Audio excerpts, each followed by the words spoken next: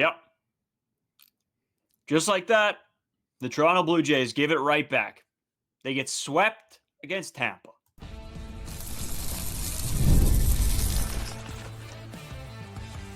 You are Locked On Blue Jays, your daily Toronto Blue Jays podcast. Part of the Locked On Podcast Network, your team every day. Welcome back to Locked On Blue Jays. Thank you for making Locked On Blue Jays your first listen every day. We are free and available wherever you get your podcasts and on YouTube. Part of the Locked On Podcast Network, your team every day. As always, I'm Braden Iwasko. He's Carter First. You can find us on Twitter, Braden5 Iwasko. Carter First, too, as well, on our main Twitter account at Locked On Jays. You can follow us on Instagram and TikTok at Locked On Blue Jays. And if you're listening anywhere else or on the pod here on YouTube, hit the subscribe button. It helps us out. It's free. You might as well. You get your podcasts, your shorts, your live streams, your videos, the whole ordeal. Oh, man. Yeah, I'm not even going to waste time. That absolutely sucked. I mean, this weekend against the Rays sucked. This team gets 3 against the Padres, and for the fan base, it's an all-time high, and then they go and just hand it right back. And it's pretty much, Carter, what I said, I don't know, or that we've been saying for the past month and a half. You can't get too high and you can't get too low on this baseball team because they are the streakiest team in baseball, and it is painful. But this team will shock you, and you'll think, wow, they're back. And all of a sudden, they go on 3 games that make you wonder if some of them have ever played baseball before. Just brutal. Yeah, you pretty much just gave away that series you just swept against the San Diego Padres. But honestly, playing the Tampa Bay Rays after a hot stretch like that's probably the second worst team, in my opinion, you could play after sweeping San Diego Padres. I think the only team that would be worse is the Dodgers, just because of how talented that roster is. But the Blue Jays play just horribly against the Rays. The Rays give them such a hard time, no matter if they're playing at the Trop, they're playing at Steinberger, they're playing at the Rogers Center. It doesn't matter where they're playing the Toronto Blue Jays. They give them a run for their money, and just a horrific series offensively. You get outscored 19-2. And we were talking about how the San Diego Padres fans must feel. We were not relatively high after that series. You just swept a good baseball team. And then you get ripped back down. So that is just literally the peaks and valleys that we've been talking about this entire season. But it just sucks because the highs are exponentially high. Like, you feel really good about this baseball team. And then you get a series like this against the Rays, where honestly, you just get dominated in every facet of the game. Ryan Pepio looked like Cy Young out there. Drew Rasmussen, good pitcher. I think the first game is the game I was the least mad about because Drew Rasmussen is a good pitcher. There was some really nice plays made by the Rays defensively, but overall, just again, very tough weekend, especially after a great series against the Padres. And the war against 500 runs so deep for this team. It seems like throughout the entire season, what we're going to be seeing is they're never going to get more than maybe 3 games above 500 and hopefully no lower than 3 games below 500. But obviously you need to be a little bit over 500 if you want to make the playoffs in the MLB. Yeah, absolutely you do. And this is the same problem that I was seeing here. It was, and I think going into this series, Carter, the one thing that me and you both thought was that game 1 was going to be tough. And it was. They weren't getting hits. Things were getting unlucky. They were getting some balls that were hit hard, ended up being caught. Plays that maybe you didn't think guys would make got made, and you were sort of screwed. But game 2 and 3, game 2 in totality, I mean, really, you didn't get stomped. The offense didn't show up again. And game 3, you get absolutely pummeled into the ground. At some point, Carter, this is where a great team steps up. And we've seen this team be able to do that once in a while, step up in a big moment. That final game against the Padres, that was a team that I said this last episode, that's a game this team would usually go and lose. But then you go into this series and you have 2 games that you could scrape together a couple wins, or at least one, and you come out with nothing. And everything you've just worked for so hard in the Padres series is wiped off the table because of that. If they would have been able to pick up one win here, I'm coming out of this with a much different view, even though they get pummeled on Sunday. I think even if they would have won that second game, I think I'd come out of this series with a way better view on how things are going than them getting swept and especially then them getting pummeled on Sunday. Do you sort of have the same feeling where if they would have been able to get one, you would have been sort of happy? Not happy, but you would have been okay with that? I don't know about okay with that is like the right set of words. I think I would have felt better about how the series went. Like going into this weekend, I was thinking worst case scenario, the Tampa Bay Rays do play the Blue Jays tough. You lose 2 out of 3, and then you're still at 500. But just again, today, especially because this was the third game of the series, it was an absolute gut punch by the Tampa Bay Rays. Very hard to watch this baseball team, even past that 5th inning today. You knew the game was absolutely over. Obviously, you're down a million runs. It's kind of the exact same thing that happened in the San Diego Padres series. You win one game 3-0. That's kind of like the first game 3-1. You get absolutely pummeled in the third game. There was the second game of the San Diego Padres series where this team put up a lot of runs. And then just a very disappointing game for the Jays in the second game. And then I got obviously a lot of fun in that third game against the Padres. But I looked into how the Toronto Blue Jays played the Tampa Bay Rays. And yeah, I wasn't, again, it's never exciting playing the Tampa Bay Rays because we know how bad it is. Before I get into the records over the last few seasons, there's been a question going around on Twitter is how many wins do you think the Toronto Blue Jays would get and if they played a 162 game season just against the Tampa Bay Rays? I actually went back with the last 162 games and seeing what the record is. But I'm just going to throw this question over to you, Braden. What do you think the Toronto Blue Jays record against the Tampa Bay Rays is in the last 162 games? I'm going to say they have 35 wins. Okay, that is a little bit of an understatement. Just really shooting a low shot there. Yeah, I That's what we had were to. seeing on Twitter. But in reality, it's not very good whatsoever. It's 69 in 93 in the last 162 games. Over the last 10 seasons, I went back to 2015. There has been one season where the Toronto Blue Jays have been over 500 against the Tampa Bay Rays. That was in 2017. They went 10-9. So I'm just going to quickly rattle off how the Jays have been against Tampa Bay Rays over the last 10 seasons. Right now, they're 1-5 against the Rays. Obviously, earlier in the season, lost 2 out of 3, got swept here. They were 4-9 in 2024, 6-7 in 2023, 9-10 in 2022. Even in 2021, they were 8-11, 4-6 in the 2020 COVID season, 6-13 in 2019, 6-13 again in 2018, 10-9 in 2017. So that's your one season over 500. 8-11 in 2016, and even the 2015 season again, 2016 was very good as well. You're 9-10 against the Tampa Bay Rays, so you're 70-99 since 2015 against the Tampa Bay Rays. That's why it is the House of Horrors, and we thought it might be a little bit more to do with the Tropicana field. Doesn't matter. It's just the Tampa Bay Rays baseball team. And another just reason why clearly the Toronto Blue Jays are losing these games is because I looked into Brandon Lau and Josh Lowe, just how they perform against the Toronto Blue Jays this season. Brandon Lau has a batting average of 500 with 12 hits, 4 home runs, 10 RBIs, and 8 runs scored in 6 games against the Blue Jays. 4 home runs in 6 games, 10 RBIs. Josh Lowe, batting average was 375, 6 hits, a homer, and RBI, 6 runs in 4 games against the Jays. And then you look at their season stats, and they're hitting around 200 with like a 600 OPS against every other team. So they're just Jays killers. We always talk about like Ryan Mountcastle killing the Jays, those type of players. The Rays have some players like that as well. So again, I'm just happy that the series is over, to be completely honest. Not a lot of positives to take from this series. Just a very, again, disappointing low after you did have a little bit of a high against the San Diego Padres. Yeah, it's just not good, Carter. And you know what? I mentioned something to you before the podcast. Actually, just I guess when the game was ending, and we had the conversation because I said I saw a stat on Twitter a couple days ago about how many times the Blue Jays have been back and forth to 500, and I do believe you did get that stat for us as well. And I wasn't shocked when it came out. They were second in the entire MLB, and that was before this Rays series, or I think before the final game of the Padres series. I believe that was second in most times the team has been 500 this season. So up and down, bouncing around all over the place because they just happen to win a couple and then drop a couple and then win a couple and then drop a couple. It just seems like that is the narrative of this 2025 Toronto Blue Jays team.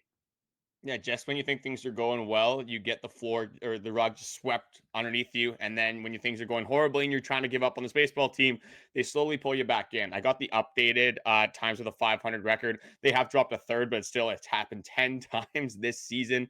The Blue Jays have played about 50 games. I think 52 is the exact number, 10 different times already. So that's a little bit crazy. Boston is number 1 with 12. The Reds are ahead with 11. But yeah, Blue Jays have 10, which is sole possession of third in the league.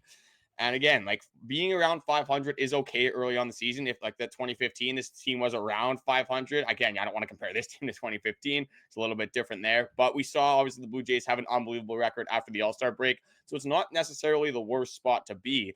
But they're just kind of doing this backwards. I know the San Diego Padres were struggling going to that series, especially offensively. And the Tampa Bay Rays playing a pretty good brand of baseball. They had 4 series wins going into this series against the Jays. Obviously, now they have another one. So now they are second in the division at 26 and 26. Again, sort of early to look at standings. But again, when these divisional games are so important, and if the Tampa Bay Rays are going to go on a little bit of a run here and be a team that is contending for the wild card, you're not going to have that tiebreaker anymore because you've already lost 5 games against the Tampa Bay Rays.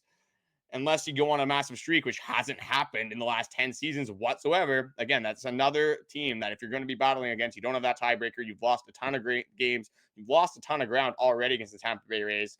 And with the recency bias and just how the Blue Jays are so inconsistent, I don't think there's a lot of good things that you can say, especially when this team is going to have to play the Tampa Bay Rays again later on in the season. Yeah, no, and I'm terrified. Like now I go into every series, Carter, completely unaware of what's about to come at me. Are we going to get the Blue Jays that can score 6, 7 runs in a game? Or are we going to get the Toronto Blue Jays offense that can maybe score 1?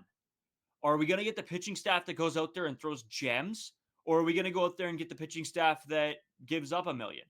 And we have some updates on Yimi Garcia, on Tyler Heineman, on Trey Savage, and how he did on his outing yesterday. When you guys are listening to this, because now with injuries happening, Santander still looks not 100%.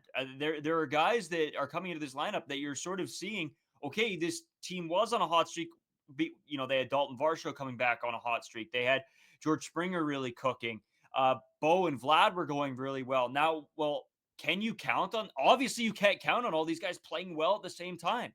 You haven't seen enough from Santander. So now I look ahead and I'm worried because I don't know what's kind of baseball team I'm going to get. And maybe some people say that's exciting, but for me, it's making me want to pull my hair out. Carter, let's take a quick break. Let's come back. We want to talk a little bit more about this series and teeing up we have to tee up what's next. I want to take a look a little bit ahead on the schedule and the updates on the players as well. We got a lot more to get into on the podcast today. Stay with us right after this short break. Today's episode brought to you by FanDuel. The NBA playoffs are in full swing, and every night delivers highlight-worthy performances, major momentum shifts, and can't-miss moments. Whether it's a game-winning shot or a breakout player, there's never been a better time to get in on the action. NHL playoffs are still going on, NBA playoffs. There's a whole bunch for you guys to bet on. Make sure you go and do that. I've been having a ton of fun lately, actually, on the NHL ones. I'm not a big NBA guy, but I've been putting some on there because my buddy's a big NBA fan, so he's been giving me like the insights a little bit. And FanDuel makes it even easier to stay in the game. Before tip-up or live with player props, performance trends, and same-game parlays, fans have more ways than ever to play smart and win big. New to FanDuel, it's the perfect time to sign up. Head to FanDuel.com and place your first $5 bet. If it wins, $200 in bonus bets. That's unreal. That's free money in your pocket. Make sure you guys go and do that, and then you can use that $200 to maybe win some more. Make every moment more with FanDuel, an official sports betting partner of the NBA. So, Carter, as we continue on, I mean, yeah, I look over this series, and again, it's like, what do you take away from this? There's literally nothing good that I take away from this series. You had 14 hits. The Tampa Bay Rays had more runs than the Toronto Blue Jays had hits this series. The Sunday game, throw that one in the dumpster. That was an absolutely one of the worst performances I've seen. And then going back to the Padres series where you get a big win against them in the second game and you think, wow, that might be the best game I've seen them play. And then you go to this one and it's all of a sudden one of the worst games we've seen this team play. The parity with this team is probably the most frustrating part of all of this. Because I don't think momentum means a single thing to this baseball club. I don't think it has a single effect because this team does not know how to transfer momentum. When they win, and sometimes they'll gain momentum from a loss somehow, and it doesn't make any sense to me, Carter.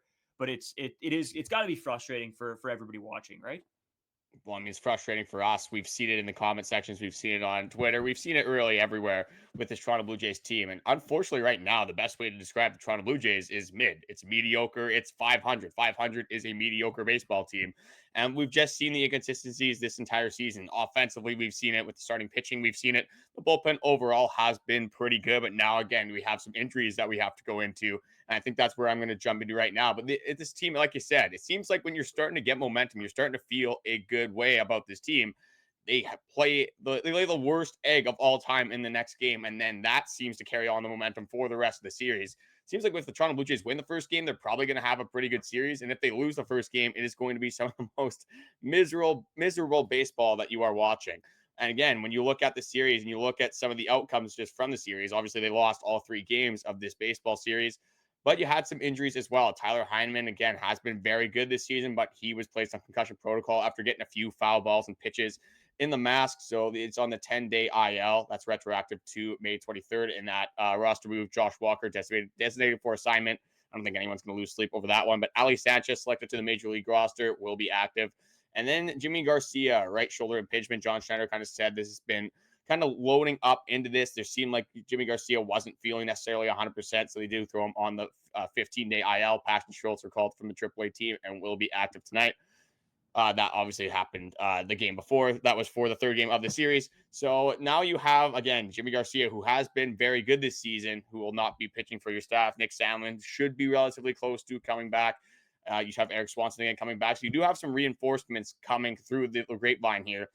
Now looking at this bullpen even, like, who are you relying on in these higher leverage situations? You still probably have to throw Jeff Hoffman, but again, this guy hasn't necessarily been the most consistent either. So right now for you, who are like your top 3 pitchers that you trust, and how do you want the Toronto Blue Jays to approach this closing role while Yimi Garcia is out?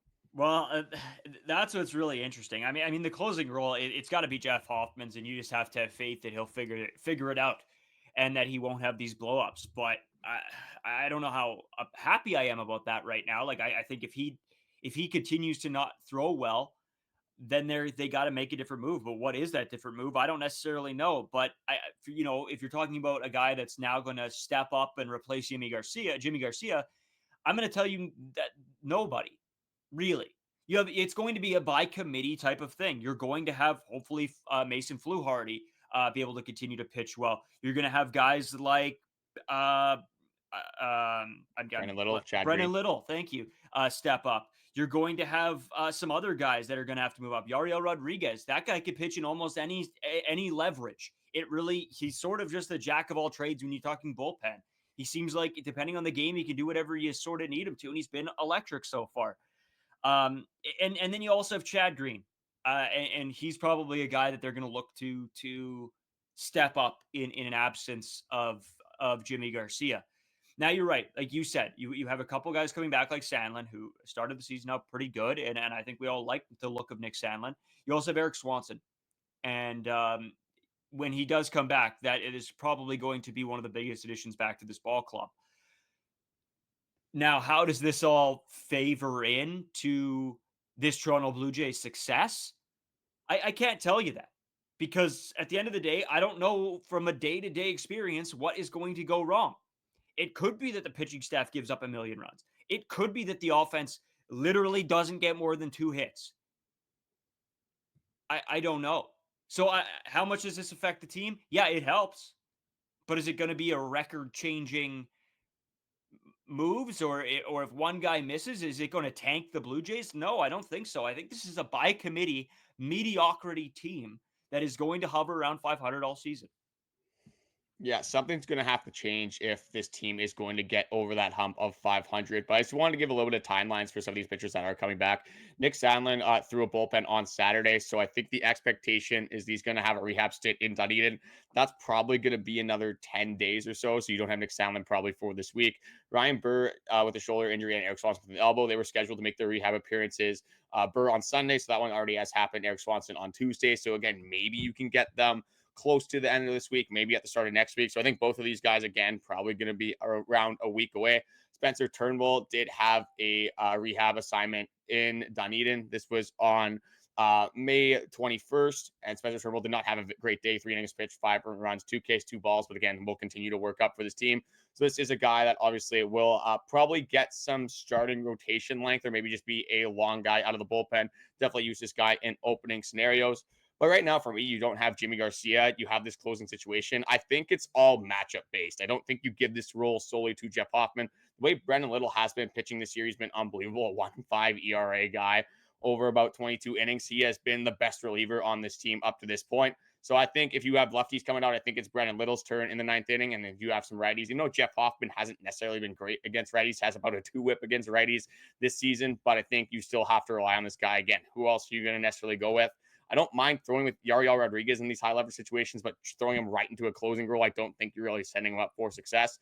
But the way he's been pitching, he's been almost unhittable with the stuff that he has been displaying this last little bit. The command is finally here with Yariel. So I think that's going to be a guy that kind of test out in these higher leverage situations. Chad Green did it last year. Do I want him to be the closer? Probably not. But I think those are the 4 guys that you probably rotate in. Mason Fleury, again, if you have some lefties in this game as well, you can throw him kind of in the fire there. Not necessarily worried about this bullpen, but that is definitely a big hit to take with Yimi Garcia and the way he has been pitching for this Toronto Blue Jays team. So I don't think the bullpen necessarily has to change. This team is going to get over that 500 hump. It's got to be the big guys on this team. It's got to be your Bichette. It's got to be Vladimir Guerrero Jr. It's got to be Anthony Santander, because you go through the games this weekend. I added up the Santander's stats, Bo stats, and Vladimir Guerrero Jr. stats. They went 4 for 26 over the weekend with 4 walks. That's just simply not going to get it done from guys that, again, you're paying up a lot of money and probably going to be paying a lot of money if you want to sign keep Bichette in Toronto. But it just simply has not been good enough for this Toronto Blue Jays, these powerhouses on the Toronto Blue Jays. And Vladimir Guerrero Jr. probably gets a whole lot better if we actually see something from Anthony Santander. You get a little bit of protection from Santander in that lineup. If you get, even like the 30 home run Santander that we're traditionally used to seeing. Right now, when you're pitching against Vladimir Guerrero Jr., you have Daulton Varsho, who has been good, but is that a guy that you're necessarily like really scared of at the plate? So you can kind of pitch around Vladdy. I think he's been impacted by that as well. But even Bichette, he has been good with runners in scoring position, but a 720, 715 OPS for a guy like Bichette, you got to expect more from your top guys. And that was a massive reason why they couldn't get any offense going in this series whatsoever. Yeah, there's a couple situations where Bichette would come up and I mean the double play ball that was hit hard to the third that was baseman. the first, first base. That was Junior Caminero, great pick there. Great pick. And I can't really take that away from him. Yeah. You know what I mean? Like that was I think it was a good slap by Bo, but in the same breath, you're hitting a ball to a guy who can make the play. You're not finding a gap in the outfield and smoking that ball. And that's a little bit the difference. That's where those things come into play, where if you hit the ball hard into the field, you probably have a more likely chance of getting those guys over. And that's something, and it's sort of, I guess, in the timely hitting aspect of it all. But the big hit, right? The big hit that's going to score runs. That ball, if that gets through, maybe it scores one. Maybe, it keeps the line moving. But it's not the dagger that this team needs. Sometimes this team is just missing that dagger to get a couple runs across the plate to continue to push the pass the baton. It just doesn't happen. And that's something Bichette was being really great at the start of the year. It's just sometimes you get snake bitten, and this was one of those opportunities. Carter, just before we hit the break here, because I know we do want to talk about the upcoming series, because obviously it's a big one. The pitching matchups are insane. So we're going to have to talk about all that. But I did want to mention what Trey Savage did yesterday as well. So Trey Savage strikes out 9 batters in 4 innings of work in high A. Then Gage Stanifer comes in and strikes out his 4 first batters. And so that apparently they were just a 2-headed monster, if that's what you want to call them. So great to see a draft pick from the Toronto Blue Jays, a pitching draft pick that, isn't, knock on wood, injured, doing really well. And that's a great thing to see because, we talk about the lack of a pipeline here, but you see how good Trey Savage has been. You've seen how good Arjun Namala has been. These are 2 guys that are going to be high up in the Blue Jays rankings, and not just the Blue Jays rankings, but the MLB rankings as a whole. And as the years start to progress, and now that we have Vladdy for so many years, you have to start to think about the future as well, and other pieces that down the line you'll be able to surround Vladimir Guerrero Jr. with to help with this contract. And these are guys that hopefully eventually will be a big part of this Toronto Blue Jays squad. So always fun to keep up to date with them. Yeah, you got a few guys to get excited about in this prospect system. You got Trey Savage, obviously, like I said, Arjun Amala, but Gage Stanford, as you kind of mentioned, having some very good stuff. Cal Steven, the guy you just drafted, again, he looks very good as well. If Ricky Tiedemann can come back, you have Alek Manoah. This could be a starting pitching staff that you can see in the near future. And obviously, the Blue Jays have been adding free agents to supplement that staff. So if you can get one or two big free agent signings, this pitching staff could be set up well. Again, barring any big injuries that we've unfortunately seen a lot of with this prospect system. But I quickly want just to circle back to that Bichette point you made. Yeah, go for it. I'm Yeah. not going to get mad at Bichette for hitting the ball hard. If you hit a ball hard, you have a good at bat. Sometimes you just get unlucky. Again, you're not going to be able to necessarily place exactly where you're hitting the ball necessarily. But I think the overall picture that you were trying to get into is just overwhelmingly with the season, with the power that we just haven't seen from Bichette. That's where he's got to start hitting these gaps. He's got to start coming out with bigger hits and extra base hits so he can continue moving guys over. He has, again, been good with runners in scoring position. But like you said, he hasn't necessarily gotten that home run, hasn't gotten that double. It's mostly just been slap singles, which isn't the worst thing necessarily. But that's all contributing to the Blue Jays' lack of the big inning that we've kind of seen this entire season. Carter, it's the intangibles, right? That is one of the intangibles that a baseball team needs to be able to have, is in big situations where a game could flip on its head, you're able to hit a ball out or hit a ball deep to score runs. And I'm not talking that it's just a Bichette problem. It's great that you're hitting balls hard, but even if you're still hitting balls hard and you're getting out, you're still getting out. And I hate to say that, but that's the difference between this club being a great baseball team and this club being a pretty mediocre 500 team, is a little bit, and it's an intangible. I don't even know what the right way to say it is. If you want to call it the baseball gods on your side, it's not there for this team right now, and it hasn't been for the past couple of years. We've seen Bichette be able to smack the ball around, but even at that, they're not being able to pull this club above 500 and into the and to make a big splash into the playoffs. So I don't know. I don't know what the answer is. You want them to hit the ball hard, and you think it's great, but at the end of the day, an out's an out. And it doesn't help this baseball club win if you're getting out. And I get you're gonna. I know what you're gonna argue with me, but an out's an out in a big situation where you need a hit. The difference between Bichette hitting that ball or Freddie Freeman hitting a World Series home run, that's the intangibles. It's the guys with the clutch genes in them, and Bichette has been good, but there's something about a big situation. Yeah, I'm never going to get mad at people hitting the ball hard. When you hit the ball hard, you're more likely to get on base. It's simple as that. Like if you're hitting the ball hard, you're hitting it's 95 plus miles an hour. If it's not right at somebody, there's a very high chance you're getting on base. And eventually the baseball gods are going to figure everything out. If you're going through a bad stretch where, again, you're hitting the ball hard and you're getting unlucky, it's probably going to even out in the end. You're going to get a couple bloop singles or get a couple balls that, again, maybe slice away from defenders, and it all kind of evens out with the karma at the end of the day. So, it does suck in that situation where you have Bichette hitting the ball hard. But again, he's absolutely smoking that baseball. As a baseball player, you can't necessarily aim where you're hitting for the most part. Maybe you can kind of have an opposite field approach or a pull approach, but you're not exactly, I want to hit the ball here. I want to hit the ball there. You're just trying to put a good hit swing and a good piece of hitting onto the baseball. So it has been tough, and not seeing these guys kind of come through in the big situations, not seeing some of the power from, again, mostly the bigger guys. The home runs have been coming recently for the most part, again, other than this Tampa Bay Rays series. But yeah, it's just more so the overwhelming picture of, it seems like this team just in these big moments with the timely hitting, we haven't seen it consistently at least. We have seen it in these little small sample size, but we haven't seen it really all come together with all facets of this baseball team. And like you said, you want to be a competitive team, if you want to be a team that is over 500 and not this kind of mediocre, mushy middle Toronto Blue Jays team that we've seen recently, you're going to have to come through in these big situations. Yeah, and that's it. I mean, I'm with you. I loved seeing Bichette hit the ball hard. I thought it was a good piece of hitting. It's just that those are the plays that determine if you're a great baseball team or, like you said, a mushy middle team. So I don't know. And there's not really, I can't say anything that's going to be a fix to that. I did want to throw this in there, talking about hard hitting balls. O'Neal Cruz just hit the hardest baseball in the history of the sport, 122.9 miles an hour off the bat. That guy's on my fantasy team. Yeah, that was pretty nasty. I watched it back. That thing like exploded. It was, I'm not a big, I don't get to watch a ton of the other games because there's so many games with the Blue Jays that you don't always get to pay attention to everything else. But you've seen the clips of this stuff. Those are some of the cool things about baseball, right? You see how hard that ball's hitting, how much it explodes off the bat. That's so cool to see.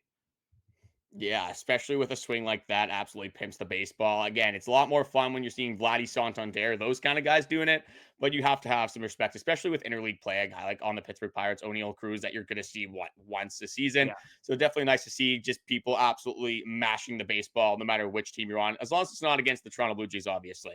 There's one more thing I quickly want to get into, which is maybe like a little bit of a positive thing here. Again, I'm not really going to dwell on the schedule, but according to the AL East hardest strength of schedule, the hardest strength of schedule based on the relative power index over this past season. The Toronto Blue Jays ranked with seventh with the hardest schedule in the AL East anyway. And then the New York Yankees are 10th for the hardest schedule. The Baltimore Orioles 16th. What an absolute mess that baseball team is. I don't think it matters who they're playing. It's not necessarily going to go that well. The Rays are 23rd in baseball, and the Red Sox are 27th.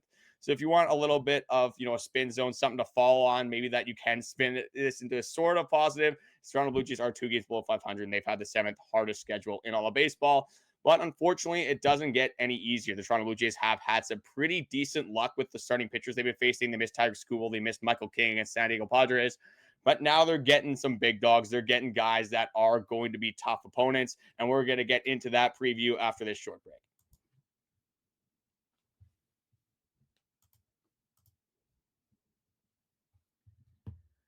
Oh man, you said it. The Toronto Blue Jays are about to be in for a world of hurt, probably. I'm saying probably because I will say that and then they'll sweep the Rangers somehow. So no, this is what is on tap here for the next 3 games against the Rangers. It'll be Kevin Gausman versus the one and only Jacob deGrom in the Monday, I guess night or afternoon matchup. It's a 4:05 start for those of you in Toronto. Tuesday, Bowden Francis and Nathan Eovaldi. That is, I'm not looking forward to that one. And then it's, God, Eric Lauer versus Mailey on the Wednesday game. Carter, if they don't win the first game, you said it before, I am shaking in my boots for this series. Yeah, and it's against Jacob deGrom. Yeah, You're good not luck. basing any bums either here. You are obviously confident with Kevin Gausman. And luckily, the Rangers' offense has not been very good. Marcus Semien has absolutely fallen off the face of the earth. They're going to be, again, a face that we recognize. It used to be on the Toronto Blue Jays, obviously, during the glory days, it seems like. The most fun we've had watching the Jays, obviously, since 2021 when that guy was on this baseball team. But yes, very scary matchups. Eovaldi versus Bowden Francis. Oh my God.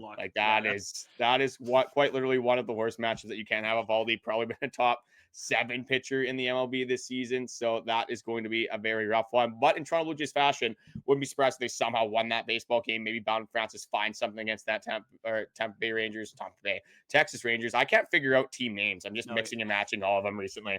But against the Rangers, again, would be a classic. They kind of activate. But again, we just came off a very bad series. If we're going with this inconsistency theme, would not be surprised if somehow the Toronto Blue Jays overcome the odds and maybe win 2 out of 3, hopefully, against this Texas Rangers team. Yeah, that's what you got to hope. What's my prediction? I don't really want to give one because my prediction would not be good. So I'm going to defer my rights here, what is it, Carter? You're in law. What is it? I want to, Oh, you're just going to the Fifth Amendment. You're pleading the Fifth Amendment. There we go. Thank you. Yeah. So yeah, I need this guy once in a while to clear things up for me. You might have to get me out of some trouble eventually. Who knows? Well, yeah, because you run your mouth all the time. This guy is constantly yapping. I might have to tell him, shut the trap a little bit from time to time. But I know you don't want to obviously speak on this Ranger series. I am going to give the people a prediction. I'm going to give the Jays 1. I have no idea which one's going to be. I'm not going to lie. I think somehow it's going to be the Eric Lauer start. I think they're going to get to Mailey a little bit. And then some of Eric Lauer is going to be, Randy Johnson. So, and we're just going to, figure it out from there. But, yeah, scary pitching matchups for this Toronto Blue Jays team. But hopefully, again, with the inconsistency, have seen the highs. We've seen the lows very recently. Hopefully, they can start to climb out of that valley and get closer to the peak. And just, let's play just a good brand of baseball. They lose 2 out of 3, and at least the games are close against these pitching matchups. I'm not going to love it, but again, I'm going to be, I guess, okay with it in the grand scheme of things. Obviously, you want a series win. You want to kind of get that back to close to being 500. But again, still a lot of baseball to be played. Still a lot of innings to be played for this baseball team. I just want to see the offense. These games are so much more fun to watch when you actually get some runs. I just want to see, whether it's Santander, Vladdy, Bichette, Varsho, it could be Miles Straw for all I care. Let's see the power come back, and let's see this offense have some better at-bats in this series. Yeah, second baseman, Miles Straw. Let's go. Love seeing him in the infield. It fires me up when he was taking shortstop reps a few weeks ago too. I want to see a Miles Straw shortstop start at some point in the season. Jesus. All right, guys. As always, make sure you guys hit the subscribe button. Leave us your comments, thoughts, feelings down below. We want to hear what you guys think this next series is going to turn out like. If you're like me and have a little bit of no faith, let me know. But if you do and you think it's going to be a bounce back with this super inconsistent Toronto Blue Jays team, let us know that too. Carter, before we kick out of here, are you just wishing the boys good luck and I guess we'll wait and see for tomorrow or what? Yeah, I mean the Blue Jays need some luck on their side right now. After again, things did not go necessarily very well in that Tampa Bay Rays series over the weekend. Just like seems like this team just does not have fun winning on weekend series. But I mean, we'll see what happens. Can't get worse than this. Hopefully, right? I can't get lower than the valley. They're already at the bottom of the ditch right now. So again, unless they're going to dig themselves even farther down. Hopefully that doesn't happen. But I just wanted, again, see some more positive things. Maybe like the Toronto Blue Jays got to learn from my fantasy team. I'm going to end with that. All right. I should have won in both leagues this week, but I did win in the Locked On League. So let's go. Thanks, everybody, for tuning in, and we'll talk to you guys tomorrow.